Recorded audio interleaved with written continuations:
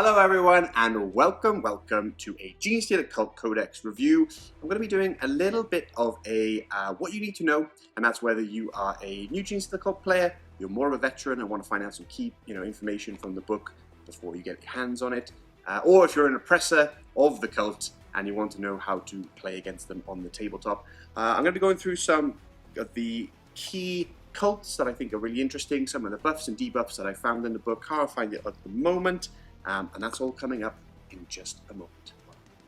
So, as some of you know, I've been playing Genestealer Cults for a few years now. Back in 8th edition, when I was playing my Chaos armies, specifically Word Bearers, and I kept getting beaten on the tabletop. I had a great time, but I wanted something a bit more teeth, so I started collecting Genestealer Cult in anticipation, and then 9th edition hit, and as everyone knows, Genestealer Cult had a rough time of it during that edition. But now we have our new book, and of course I've been eager to get my hands on it and see what goodies we can crack open for the cult. So before we get stuck into it, the main thing I play is, in the previous editions, was Four-Armed Emperor and Twisted Helix, and I find that so far in the books that the power still kind of lies between those two, and I'll go into that in a little bit detail further on. But in terms of the Hive Cult or Brood Brothers, I haven't had that much experience on those, so I'll be mainly focusing on what I've been doing myself and how I've been going through it. I've played 2 games so far. The first game was on YouTube, so you can watch it right now, and if you want to see more Genestealer Cult videos in the future, don't forget to hit the subscribe button so you can see and get alerted for when they get popped up. But I played against Nurgle Demons, against Chris from the studio and his Nurgle Demon army, and that was a really good game with Twisted Helix. And I've played on SM Plus, and if you don't know what SM Plus is, then it is our subscription service. It helps us keep the lights on, it gets new armies in, and it basically helps us build the entire channel as we go. And I played against the Orcs, actually the Snakebite Orcs, and Jamie, a lot of Orc boys there, and I used Pauper Princes for that game. It was a really fun game. That should be out by now, or it'll be out very soon. And yeah, so I wanted to play some games before I did a full review of the book. And additionally, like I said, this is going to be kind of like tips and tricks, teasers from the book so far. I'm actually starting a new show over on SM Plus, and it'll be a 30 minutes. Basically dedicated to all things Genestealer Cults, probably Tyranids as well, I imagine. I have a similar one called the Chaos Council, which we discuss all things Chaos, but it's a bit quiet those days on the old Chaos Council because there's not too much to talk about until there's any new updates, of course. But with Genestealer Cult, I feel like obviously there's many things to discuss. So if you're interested in that, you'll be able to head over to SM Plus and you'll be able to start seeing new episodes and shows. I haven't got a name for it yet. Maybe the Brood King. I'm not entirely sure. Comment below if you've got any good names for the channel show. So, without further ado, let's get stuck into the main army changes.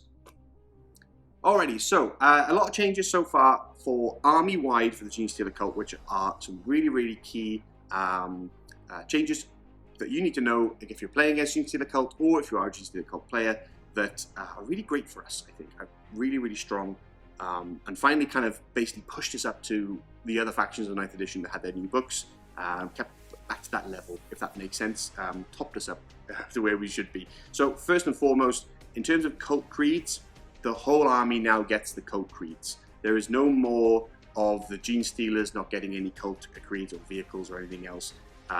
It's now everything. So whatever your cult creed has, you have everything on every unit, which is fantastic. It allows things like, I'll explain a little bit, but your Genestealers to have things increased strength, or increased movement, or more survivability, etc., that they never previously had access to. That is one of the key ones. The other one is when I say that before, the problem with Genestealer Cult was, despite having lots of characters, which is great in terms of flavor, and different utilities within the army you could plug in and plug out.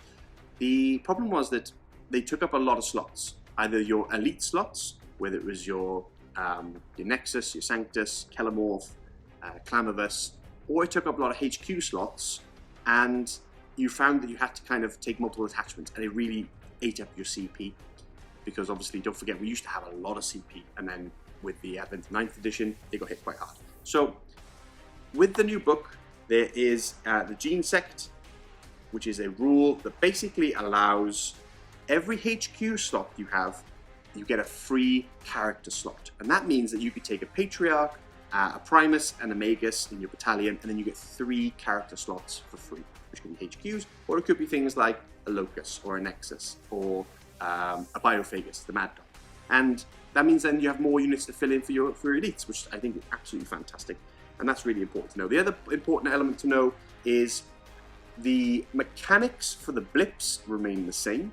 However, your now underground, your deep strike, as it were, has changed for the better. Before, it was 9 inches, like everyone else coming in from deep strike, and that was that. You have to kind of plug and play different things to make your, use stratagems to make your charges come in quicker, or you had to use, for example, 4-armed Emperors before in order to get that extra, +1, +2 if you could, to get those charges in, because they were key. Now they've changed it so it's 8 inches you can come in within the enemy, which is huge already. The percentages, I'm not a math hammer guy, but the percentages are already enormous in comparison to a 9-inch charge and an 8-inch charge. Or you can come in from 6 inches, but then you can't deep strike. There are a few little nifty bits and pieces in here that can help you get there a bit closer. Overall, it's not as widespread as it used to be. For example, like I said, the Cult of the Four-Armed Emperor, you get +1 to your bounty charges. Then things like the Calamavus back in the day in the previous book, you get another +1. Not so much nowadays. It takes it a little bit harder in some aspects, but it's still good. It's still very good. So that is some of the key parts of the armies that have changed. Lastly, I want to quickly mention Brood Brothers. As I mentioned, I don't have a lot of experience with Brood Brothers. It's not something I use. I like my forces to be kind of a revolutionary guerrilla army rather than a mechanized military or anything like that. The way I like to play Genestealer Cult. However, I know there's a lot of people out there that do plug in some of those, Leman Russes and other units. Now, from what I can see in the changes in here is it can only be a maximum of 25% of the army, so about 500 points, that you could use for Astra Militarum / Brood Brothers. Therefore, some people have been saying some, bits and pieces online, I'm too happy with it. I don't know enough personally to cast judgment whether it's a good thing or a bad thing. But yeah, so comment below, let me know how you feel about those changes. I'd be interested to see, because I probably will end up getting a little Brood Brothers section in the future, but at the moment I'm still kind of working on the cult, as it were. So with that, I'm going to quickly go into 2 of the cults I particularly like, and how they're going to be helping hopefully win some games on the battlefield. Alrighty, so there are a myriad of cults, and you can pick and choose. There are customizable ones, it's called the myriad cults, and I'll go into that probably into one of the first episodes of the new show I'll be doing on SM Plus for the Genestealer cult. But for now, just going to talk about, there are 6 main cults, of which I think there are 1 or 2 that are particularly strong and can be utilized more competitively.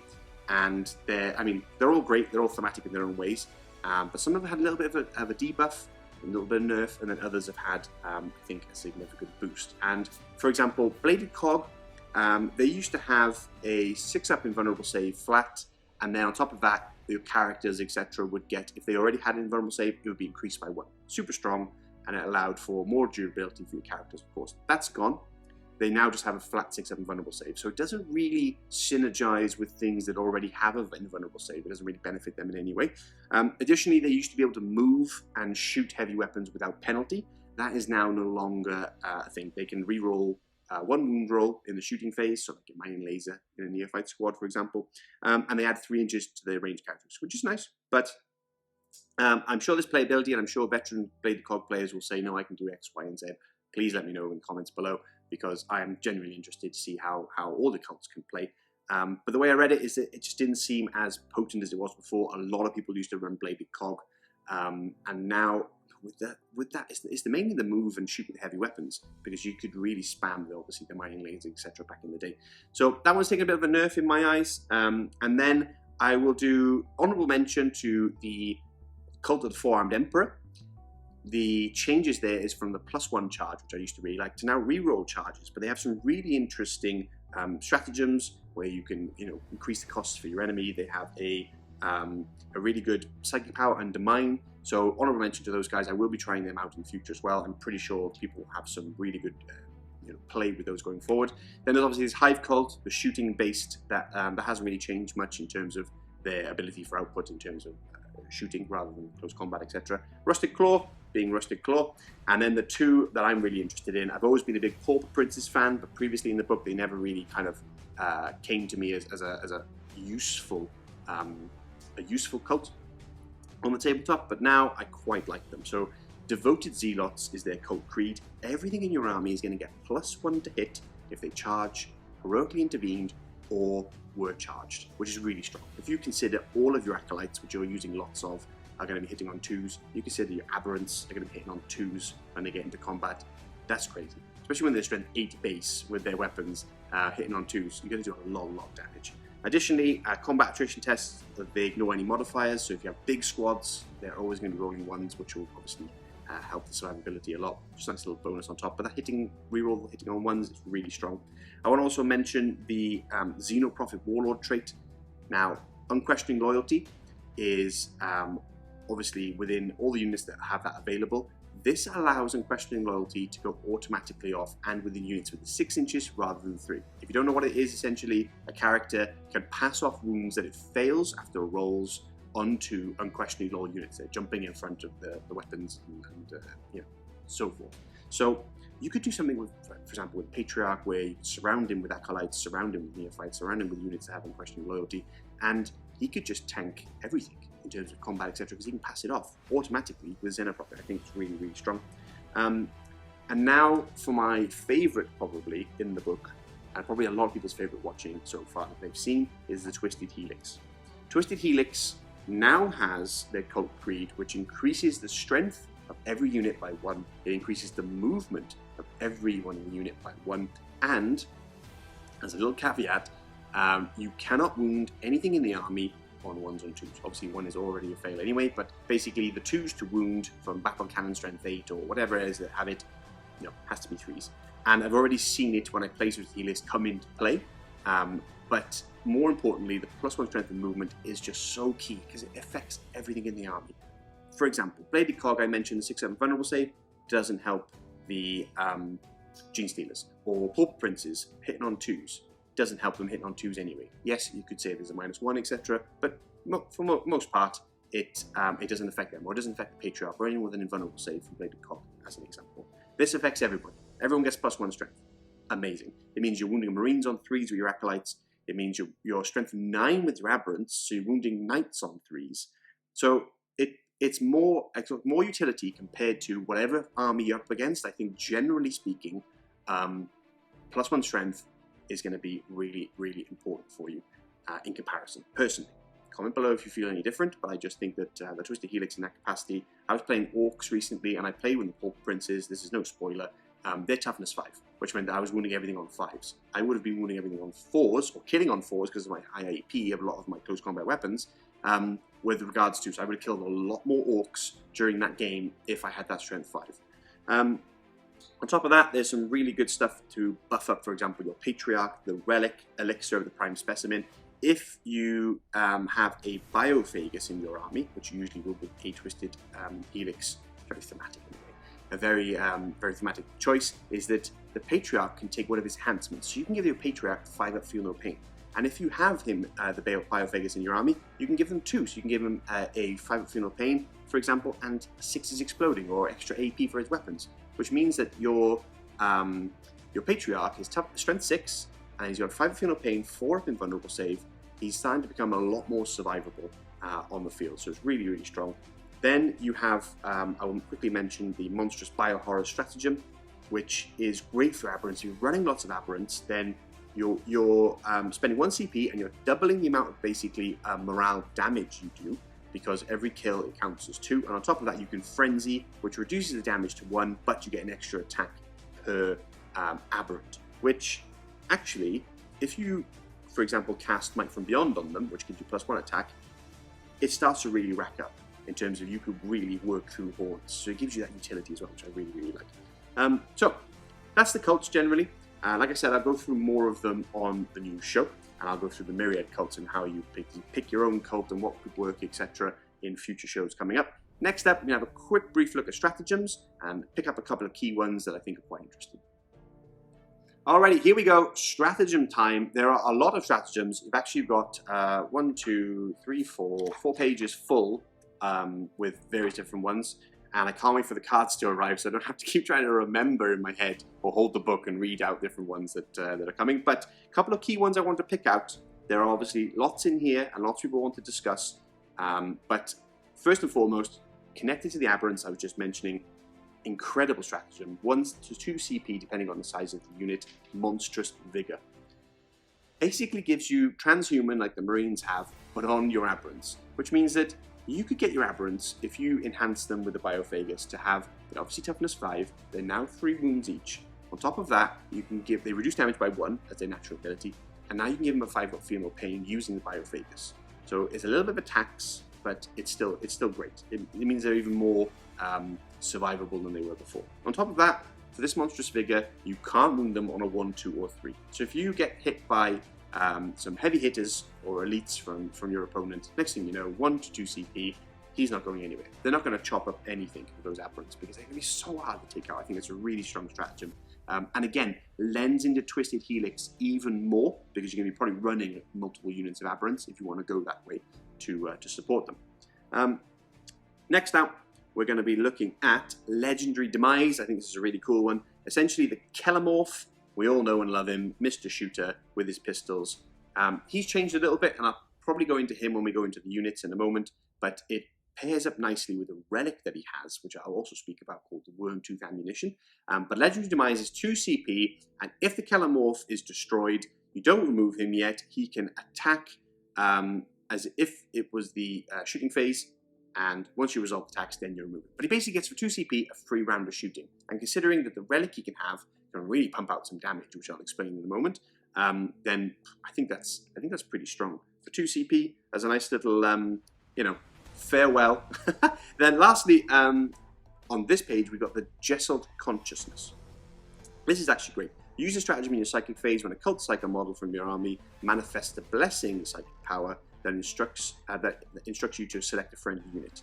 When selecting a unit to be affected by this power, you can select 1 friendly cult unit anywhere on the battlefield that does not have to be visible or within a specified range. Which means there's another relic as well, which I'll explain, called the Unwilling Orb, that if you had a Magus sitting on the backfield, he can be blessing your big squads of Acolytes or other units that you've got on the other side of the battlefield from the safety of his, for example, squad of 10 neophytes holding objectives sat around him. Doesn't mean you have to get in there, doesn't mean you lose assassination points, etc., which I think is a really, really nice one. Then you have things like Leaders of the Cult, which is the same Grandsire's Gifts. Leaders of the Cult has changed slightly. You can pick any 2 characters now, whereas before it used to be Patriarch and I believe a Primus and a Magus. It's only 2 characters now, which is nice. And then Grandsire's Gifts is basically the same, getting your extra relics. Now, one thing I was a little bit disappointed about in the book is I always loved Blip Mechanics. I always loved it. It's a big part of the GC of the Cult, obviously, unique aspect of the army. When you're placing your blips down, previously you had things like, I think it was called scanner decoys, where you could stick down extra blips. You could pull units off back into Dstrike, which you could use to bring in, for example, really expensive units from, say, your Aberrant squad. You put them on the table so they're not costly in your reserves, and then pull them out, and you could go over your reserves for if you wanted a lot of Dstrike going on. Great for the 4-armed Emperor and stuff. So there were a lot of unique aspects. The Nexus could move one of your blips as well. So it meant that your opponent, when they charged or brought forward, you could really put the blips in specific locations to stop any counter Alpha Strike charges, anything like that, and then remove them because they were extra blips and things like that. There's less of that now in this book, which I understand. It streamlines things a little bit, but it kind of is a little bit sad. There's only 1 Meticulous Uprising, and basically it's 2 CP, and if you are playing basically a 2,000 point game, as most people tend to play, if you play a 1,000 point game, you can remove 1 marker, 2,000 point game, you remove 2 markers, and you can put them back anywhere you want on your opponent. It's 2 CP now. So it's got a lot more expensive to do those maneuvers. I've actually used it recently because I was using Talon Jackals right on the front of my deployment zone, because if I got first turn, I want them there, I want them advancing, I want them blocking my enemy's lines or capturing objectives, etc. And if my opponent went first, I knew that they were in the firing range, so I had to move them and spend 2 CP to do it. Whereas before, I probably could have ended up moving them because of the extra blips I had, or because of Nexus could move blips, etc. There's an upgrade that you can actually have that blip taken away, etc. But it's basically not as strong as it used to be, I would say, on those options you had. Not a bad thing, but just the way it's changed. So there's that one there. Then we have things like Return to the Shadows. We have opportunities with Coordinated Assault, which is CP. That allows you to, if they have a crossfire marker on them, then until the end of the phase, they're not eligible to fight until everything else fight lasts. So basically, there's a couple of options in this book to allow you to make people fight last. There's a power you can do it, and there's Coordinated Assault. Return to the Shadows is really strong as well, is that it's 1 CP, but if you are able to, you can do it in the movement phase, but if you're able to, for example, with your Genestealer unit, come in, destroy a unit in close combat, and there is no enemy units within 6 inches, you can spend a CP and they're back into Deep Strike again and safe. So it's a really handy one there, Return to the Shadows. Only 1 CP as well. And I found so far that the CP was really hungry. Like by turn 2, you're pretty much out of CP. Whereas the 2 games I've had so far, I felt okay with the CP. I didn't feel like I was burning through them too quickly. But I'm sure, obviously, as I get more used to the book, I'll be spending more and more on that. So just a quick look now. Coming up next, we're going to look at proficient planning and the different upgrades. Just 1 or 2 of the highlight upgrades I want to talk about. And that's coming up next. Alrighty. Proficient planning. This is now much like, for example, you can upgrade Chapter Masters or Space Marines and Chief Apothecaries and all this kind of stuff. We have the same thing. I mean, every new book kind of has the same thing now. We're expecting it. But this one is actually, I think, quite good. It costs points, which is obviously a drain on your resources for what's on the tabletop. But I think that what they offer you is probably worth the points. A couple of key ones. Lying in wait used to be a stratagem that we used to have where you come in within 3 inches. And you're able to shoot, etc. You can't charge, but it was really strong because you could spend that CP, and the next thing you know, that unit is taking an objective off your opponent who's not screened it well enough within those 3 inches. This one is the same thing, but it costs you 20 points instead. So you're saving CP, awesome. The negative is that obviously your opponent, if he gets wise, and this is all the opponents out there scribbling away on a piece of paper to get their enemies cornered, is that your opponent will know, if he looks at your list, which unit is going to have laying in wait, which unit is going to basically come within 3 inches. So it's pros and cons. Yes, it's less CP now. I believe it was 2 CP before. Less CP spent, but at the same time, not only does it cost 20 points, but they'll know which unit is coming in with that ability. So they'll potentially screen for it, etc. Which they should do anyway. But still, it's an interesting one. Then we have Supreme Alchemist. This is really strong. Essentially, if you pick a Biophagus for 15 points, he can pick a unit before the game, either a core or aberrant unit, and give them one of his enhancements. So it's Biophagus only. When you give this unit ability, select 1 core aberrant unit from your army and select 1 genomic enhancement for that unit to gain. So, for example, I've run 2 units of Aberrants, and before the game starts, 1 unit has already got the Phenal Pain, and then the next unit will have the Biophagus next to them, and then they'll get Phenal Pain as well. Suddenly, I've got those 2 units running around, even harder to kill. 15 points, definitely worth it, definitely. There's other little ones. There's basically extra attacks for time on nigh, so if you get first round of combat, you'll get an extra attacks. That's only 15 points, which again, put on an aberrant unit, you've got an extra attack per guy in the start of the phase. You can get them in Deep Strike into a key unit, like a big Demon Prince, a Greater Demon, or that key, Tower Railgun. Then you get those extra attacks, and you can absolutely mulch them. So there's a few more in there. One I use twice now, and I'll continue to use on my Genestealers, which is a Trap is Sprung. And that's when they come from underground, they come from Deep Strike, the ambush, then you can roll 3d6 and discard 1 of the dice, which means you're almost, not almost guaranteeing, but you are increasing the odds of you getting in with that key unit that does a lot of damage now into combat. So let's have a quick look through Warlord Traits. There's 1 or 2 new ones, and then the Brood Mind Discipline.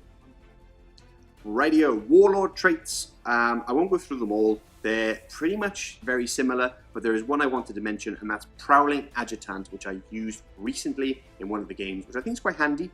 I need to finesse it and get a little bit more used to it because it didn't quite work out for me in that first game I had.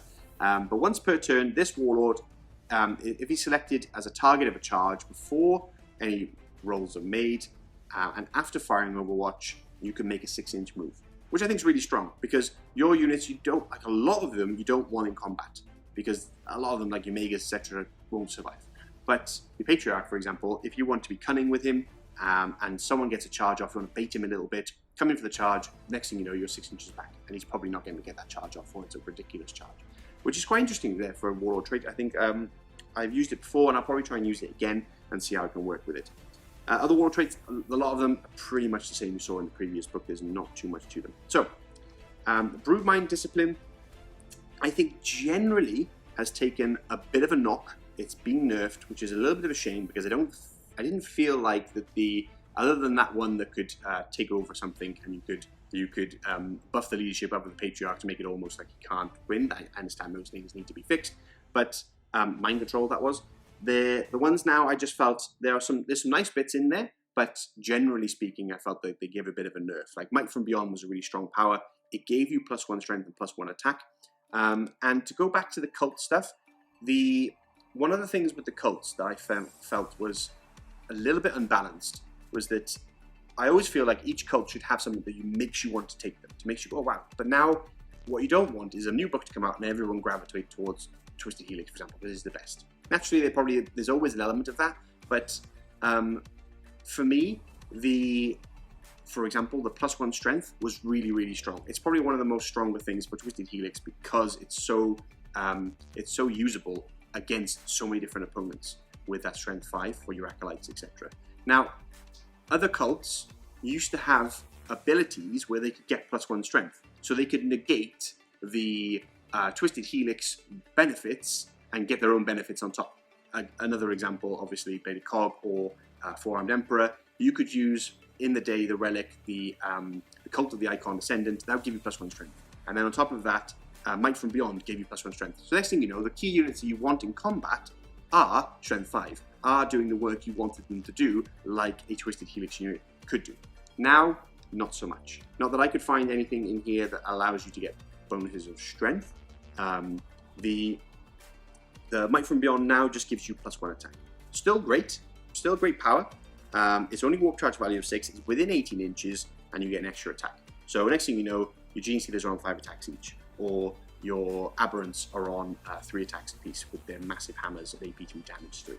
So it's still a great power, but that +1 strength I didn't feel was broken at all. Maybe the playtesters felt it was when they were playing it with perhaps the +1 strength as well, so they wanted to nerf it back. But I thought it was a real shame, because now, like I mentioned, those other cults don't get that adaptability that they could have plugged in previously to mitigate that such a strong cult creed that they had. Then another good one is Mass Hypnosis, -1 attacks and another fight last option. And that's a Malediction, which is I'll explain in a moment with the Relics. There's a really good relic that pairs up with this. And don't forget the Might from Beyond is a blessing, so that stratagem I was talking about, Jesselt Consciousness, that your Magus can do, he can sit in the back and give +1 attack to any unit on the battlefield. On to Relics. Now, I will say that the Relics before, I quite liked Icon of the Cult Ascendant, for example. As I mentioned, these ones in here, I think there's some interesting ones, and I'll play more with them as obviously time goes on. But when I first read them, I wasn't like, wow, other than the Unwilling Awe, which I will tell you now. I'll leave the lore bit for you, because it's amazing when you get your book. But Psycho Model only, the bearer can attempt to deny an additional psychic power in your opponent's psychic phase. Great, so deny 2 on most of your characters. If the bearer is on the battlefield, each time it attempts to deny a psychic power, it can do so from any range instead of 24 inches. Which means that, like I mentioned before, that Magus potentially sitting in the backfield could be blessing units with +1 attack. Then on top of that, he's denying 2 anywhere on the battlefield. So he's got it's just amazing range there, and you don't have to put him in harm's way. So I think it's really good. On top of that, each time the bearer attempts to manifest a Malediction or a Witchfire power, add 1 to the psychic test. So in that case, for example, the -1 attack and fight last, that's a Malediction, which means you're now getting +1 to that on top of everything else. So if you didn't want to leave him right in the back, have him kind of, mid-board, doing his thing, he could also be getting +1 to cast on top of those denies, which could be anywhere on the board. Really, really strong relic. I really, really like it. Now the Crouchling, I will say, has changed. Don't get +1 anymore. He now re-rolls psychic tests for the model, and each time the test is passed, if you roll doubles on the dice, then you get basically irresistible force. You cannot be denied. And I want to quickly mention Wormtooth rounds. Now this is the Kellamorph. What's interesting with this is that you can pair this relic, which is a ammunition, which you can put in any one of the 3 guns that the Kellamorph has. You can choose 1, 2, or 3. If you do so, the round change is 18-inch range, heavy 1, strength 6, AP 3, damage 3. Being heavy, it's -1, obviously, if he moves or comes in from Deep Strike. And it loses the ability to target characters. But what it does pair nicely with is it still allows for the shots, because it's called Gunslinger, which is his innate ability rather than the weapon. Every shot he has is another potential shot he can have. So you can have up to 6 shots with this relic, with 1 shot per gun. Now, if you add that to one of the Proficient Planet upgrades, which is a Perfect Ambush, that allows you to basically come in from ambush, come in from Deep Strike, and then get +1, put a crossfire marker, and exposed as if that unit was treated as both. So +1 to hit and +1 to wound. So now, even though it's -1, you're still hitting on 2s because you get the +1, so it's negated. And then on top of that, you're getting +1 to wound. And then you're doing potentially 6 shots at strength 6, +1 to wound, -3, damage 3. That's a potential of 18 damage coming out from 1 gun, from 3 guns, from 1 Kellamorph as you go. And then, as I mentioned earlier, the legendary demise, if he dies, you can shoot these 3 rounds again, which is another set of potentially 18 damage you could pump out. Obviously, he's in combat, it's a heavy weapon, you can't shoot it, so you would just pick the other rounds. But point is, I think it's quite interesting if you can come in with Dstrike. Instead of him targeting the character, which he can do anyway if you did want to use that ammunition, but if you wanted a vehicle gone, he can come in and blow that vehicle up. And it's actually in the lore, in one of these, in the front, it's actually a little bit the story of him blowing up a Chimera. So it's really strong. I think that's a really, really good relic there that initially I kind of looked over, but having looked at it again, really interesting. So next up, let's quickly go into the secondaries. I'm not going to go too much into them.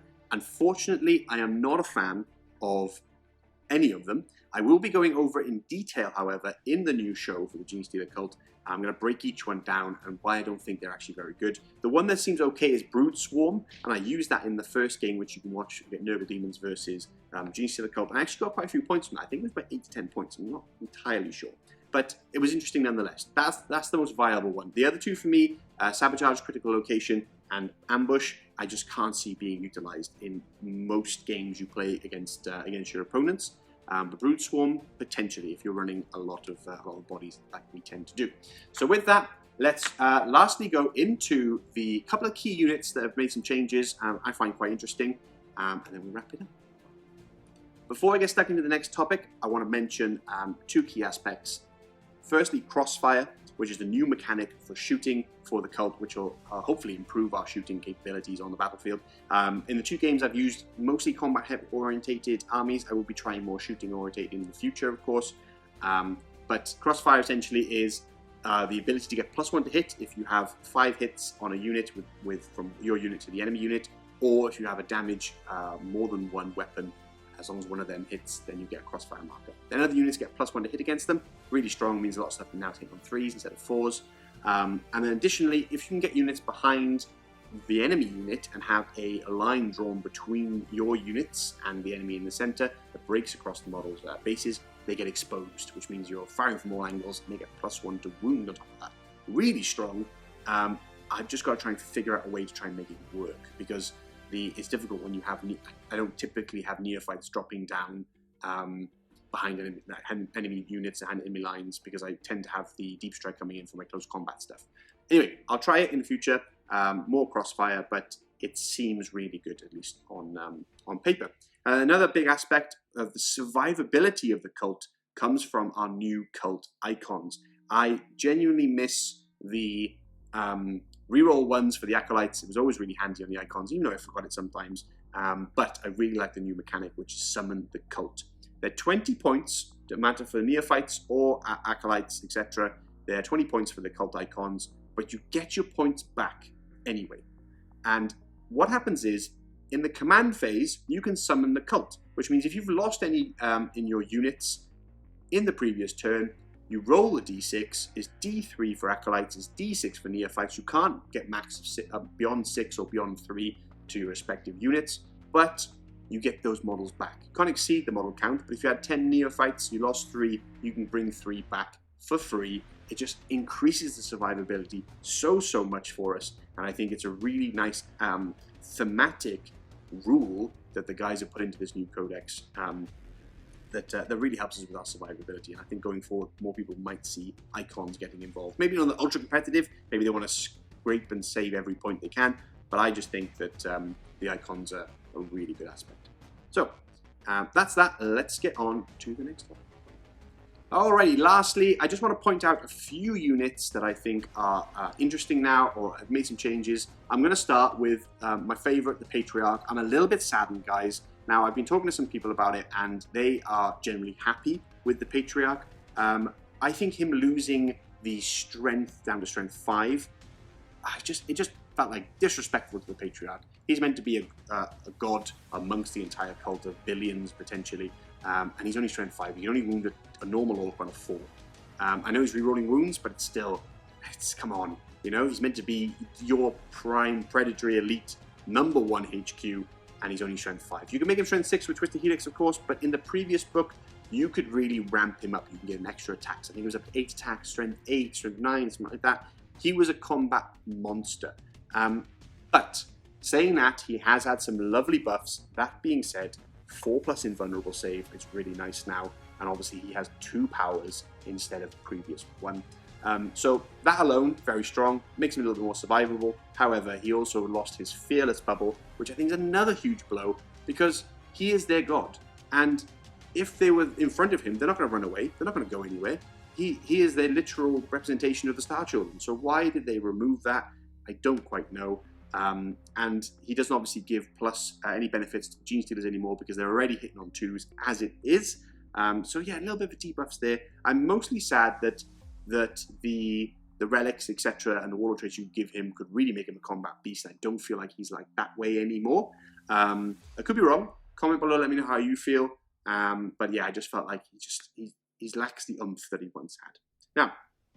Now, speaking of Genestealers, I want to speak quickly about the upgrades they've got. Of course, they now get affected by cult creeds, it's amazing, but additionally, their stat lines are now hitting on 2s, their strength 4, toughness 4, they now have a 4-up invulnerable save, and they can advance and charge. So with Twisted Helix, you can't wound them on 2s, they've got 4 attacks each, and now their talons are different. They're no longer rending claws, they now have a flat strength 4, AP 3, strength 5 with Twisted Helix, AP 3 damage 1 weapons with 4 attacks each. It means a unit of 10 is pumping out 40 attacks, 50 attacks if you upgrade them with a Trap is Sprung or Might from Beyond on them. Which means that I think that when they're coming in, they're going to really put some serious damage onto the enemy. So I think they're very viable now, 14 points each. Then there's loads I can go through. I'm going to be going through it, like I said, in the new show, going through each unit and how they change, how they benefit. Now, I want to quickly mention the Sanctus. The Sanctus is now auto-hitting. He is no longer rolling. I used to roll 1s all the time for him to hit. He now auto-hits with Soul Sight, and you don't receive the benefit of cover, which is really nice. He has a 5-up invulnerable save, and he's -1 against the attack's hit roll, so that's combat and shooting. And additionally, he has Cloaked Assassin, which means enemy units can't target him unless they're within 12 inches, and each range attack allocated to this model while receiving benefit of cover add 1 to the saving throw. So he's become a lot more survivable. I don't think he's as powerful as he used to be. There's no more perils when he shoots with his weapon anymore. But generally, I think that for the points, you have him in the backfield, you can't target him, and he could do some extra wounds on those key characters. And lastly, I think I want to quickly mention Acolytes, because Acolytes are now toughness 4, as we all know, and I think that alone has really helped them out. My one huge bugbear is that icons, if you take an icon, they lose their pistol or flamer. They got 3 arms each. What are they doing with the other 2 arms if they're holding that icon? It's a shame, but it is what it is. So, yeah, it just seems a bit clunky. And if you have a unit of 10, then you now have a unit of 9 with pistols or flamers instead of 10. I don't see that. I hope they FAQ it. It just seems like a really clunky mistake there on that part. So, lastly, let's go to the Locust, because everyone knew the Locust in the previous edition was not very good. Now I think you can actually make him quite good. First of all, he has a bodyguard rule. He picks a ward before the game starts. So he picks another character. You can't target that character if he's within 3 inches with ranged attacks. And additionally, while this model is a viable target for melee attacks made by an enemy model, that enemy model cannot target the model's ward. Which means if he's sitting next to a Patriarch or a Magus, and you've got, say, Marines going into him, they can't touch the Magus or the Patriarch because the Locust is there, which I think is really strong as well. On top of that, he always fights first with Quicksilver, and then Sudden Assault he is able to heroically intervene 6 inches and further, which is really strong. His stats, hits on 2s, he's strength 5, 6 if you're Twisted Helix because he gets +1 from his Locust blades, toughness 4, 4 wounds, he has 5 attacks, which is AP 3 and damage 2, and you can give him some relics that also have a serious output. So anyway, I'm going to be bringing the Locust very soon because I think he's absolutely amazing. There's loads I could talk to you about this book. I talked to you all day about it, and I will be doing so in the new one show on SM+. If you're interested, please hit the join button or join us on smbattleforce.com. Your support goes a long way, of course, and you can join our Discord community, which is always talking about things like the new book and all other factions related to 40k. Hope you enjoyed this snapshot into the world of the Brood Mind, and I'll see you again very, very soon.